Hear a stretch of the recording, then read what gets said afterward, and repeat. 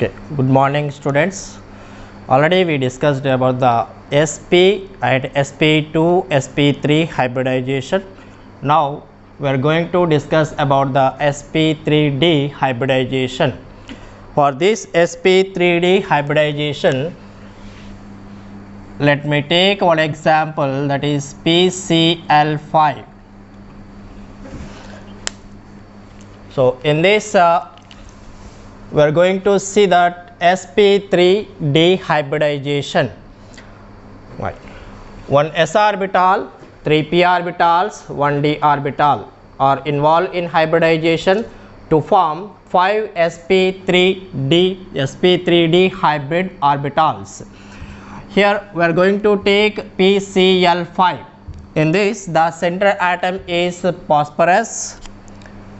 We know that the phosphorus atomic number is 15, and for that the electronic configuration is 1s2, 2s2, 2p6, 3s2, 3p3 and 3d0, and this is the outermost electronic configuration. So here these two are inner orbitals and this is the valence shell. We know that the thing is only the valence shell orbitals are involved in hybridization. So we have s orbital, p orbitals and d orbital. So we need one s and 3p, 1 d orbitals for the hybridization of sp3d. So if you see that electronic configuration, the outer shell electronic configuration 3s2, 3p3 and 3d0 in orbital representation. So in 3s 2 electrons, in 3p 3 electrons, all these are unpaired, and 3d there is no electron. So we know that the phosphorus, here in this the phosphorus can form 5 bonds, means we require 5 unpaired electrons, but here in this situation we have only 3 electrons, 3 unpaired electrons. So 2 more required, because there are 5 chlorides, 5 atoms are there. So for that the phosphorus can form 5 sigma bonds, means it requires 5 single electrons. So this is the ground state. And next let me take first excitation. So the electron jump into d orbital. So the first excited state, in s orbital 1 electron, in 3p 3 electrons, and in 3d 1 electron. In first excited state we have these 5 orbitals are involved in hybridization, means this is the 3s and 3p and 3d. So 1 s orbital, 3p orbitals, 1 d orbital involved in hybridization to form 5 sp3d hybrid orbitals. So if you see that sp3d hybrid orbitals, let me draw that hybrid orbitals. The center atom is the phosphorus and it can form 5 sp3d hybrid orbitals. So 3 are arranged in one plane like this, and 2 are out of the plane. One is the above the plane and another one is below the plane, means the center place. If you take one paper, it is a plane, so the center place is occupied by the phosphorus, right? So this side one sp3d hybrid orbital, and this side the second one, and this side third one. So these 3 are arranged in one plane, and 2 are out of the plane. One is above the plane and another one is below the plane. So all five these orbitals are hybrid orbitals. Which hybrid orbitals? sp3d hybrid orbitals. So the chloride atoms, the chlorine atomic number 17 and that electronic configuration 1s2, 2s2, 2p6, 3s2 and 3p5. So this is the valence shell. In that valence shell we have 3s. In that 3s we have 2 electrons. In 3p 5 electrons. In this 3p we have one single electron, means unpaired electron. So this p orbital, that p orbital overlap with sp3d hybrid orbital of phosphorus. So we know that each sp3d hybrid orbitals has a single electron. So here the single electrons, and this sp3d hybrid orbital overlap with chloride p orbital to form a sigma bond. So this is the p orbital of chlorine, and this is the sp3d hybrid orbital of phosphorus, and here the bond formation, here it is overlapping, the overlapping between sp3d and p of chloride. So this is the sigma bond. The sigma bond type is sp3dp, sp3dp. In such a way, all that sp3d hybrid orbitals overlap with p orbital of chloride. So this is the second one, and this one is the third one, and fourth one, then fifth one. So in this we have 2 electrons now. One electron belongs to the phosphorus, we know that, and one electron belongs to that chlorine. In this molecule we have 5 sigma bonds. If you see that structure of that molecule, phosphorus, and 3 are arranged in one plane. So these 3 are chlorides. So these 3 chlorides are called equatorial chlorides. These 3 are arranged in one plane. These 3 are called equatorial chlorides, and above that plane we have 2 sp3 hybrid orbitals now. So that sp3d hybrid orbital overlap with the p orbital of chloride, means here above that plane one chloride and below the plane another chloride.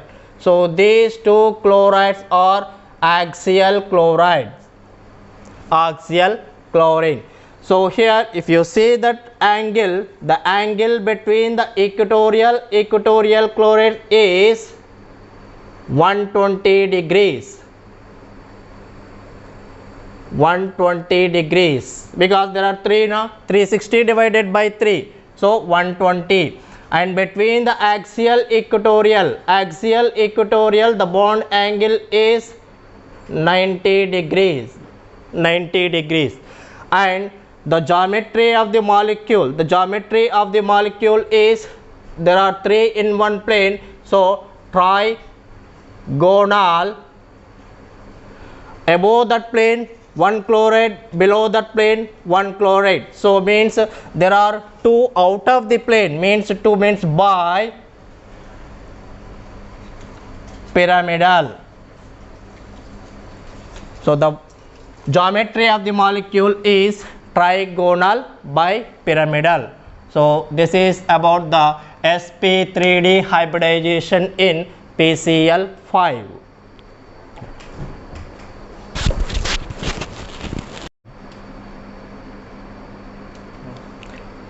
And next one, sp3d2 hybridization. For this sp3d2 hybridization, the example is SF6. In this, the center atom is sulfur. The sulfur atomic number 16 and the electronic configuration 1s2, 2s2, 2p6, 3s2, 3p4 and 3d0. So this is the valence shell. Only the valence shell orbitals are involved in hybridization. So in 3s we have 2 electrons, in 3p 4 electrons. In this, one is the paired and 2 are unpaired, and in 3d empty. So this one is 3s, 3p, 3d. This is the ground state, and simply we know that there are 6 surrounding atoms. So for the 6 surrounding atoms we need 6 unpaired electrons, but here in this situation we have only 2. We require 4 more, right? So in first excited state, 1 electron jump into the orbital, so that is the first excited state.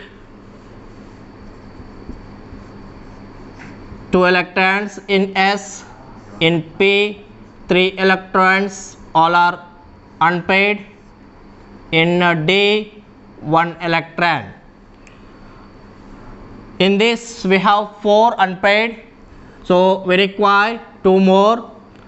And next, second excited state.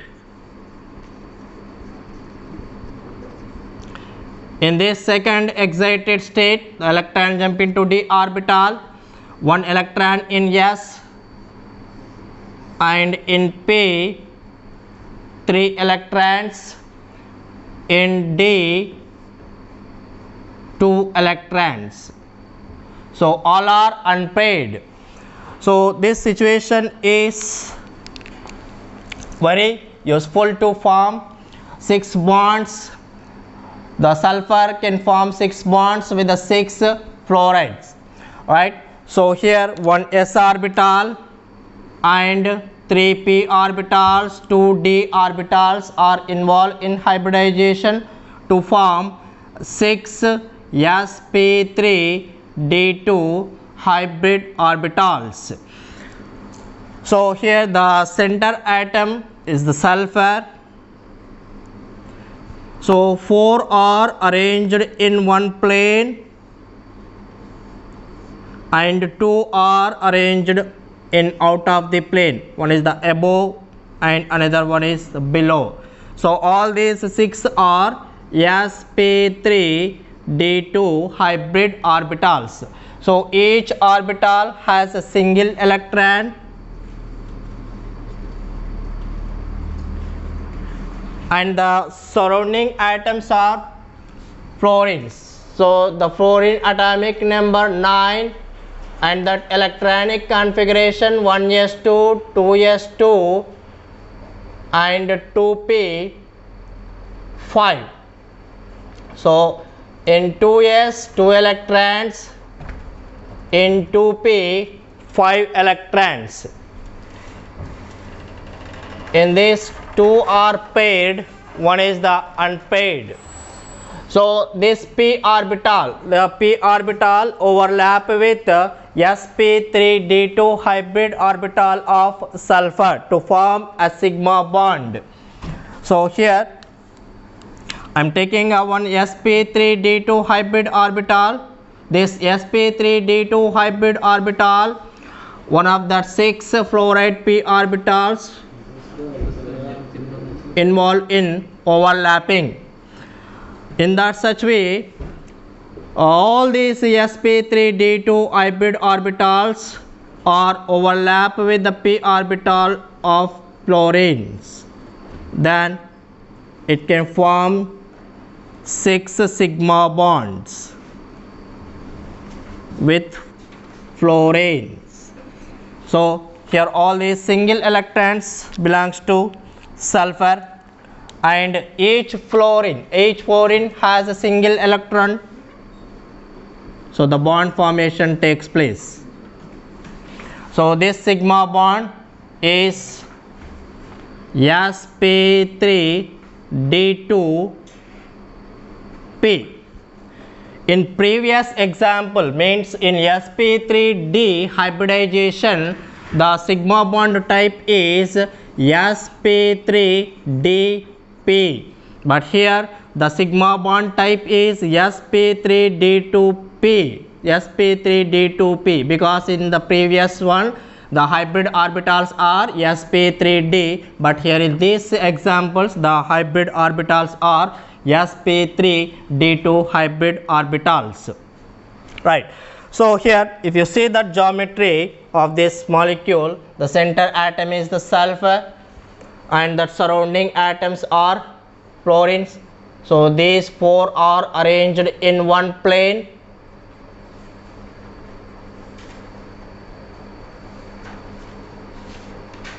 and two are out of the plane, means one is above that plane and another one is below that plane.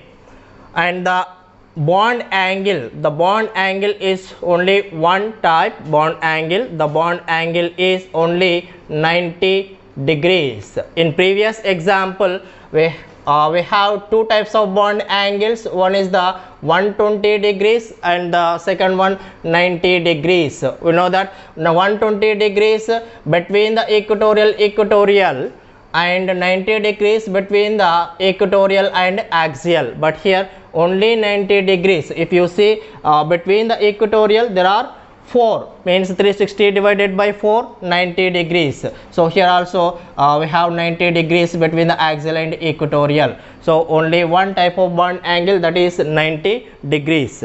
And the geometry is the geometry of this molecule is octahedral. Some students raised that question.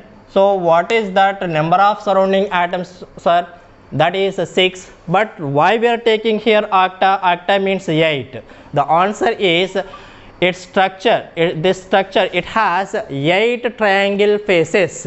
8 triangle faces. Because of that its geometry is octahedral. So if you take one paper, so that paper center place is occupied by the sulfur, and all that 4 corners are occupied by the fluorines, and above that paper one fluorine and below that paper one fluorine, right. So if you connect that surrounding atoms from this fluorine to this fluorine connection, and from here to here, from here to here, so one triangle face. If you come to this side, here also one triangle face, and this side one triangle face, and this side also one triangle face. Total 4 triangle faces above that plane, and same as 4 triangle faces below that plane. So total 8 triangle faces. So because of that the geometry of this molecule is octahedral. Octa means 8, so its geometry is octahedral. So this is about sp3d2 hybridization in SF6.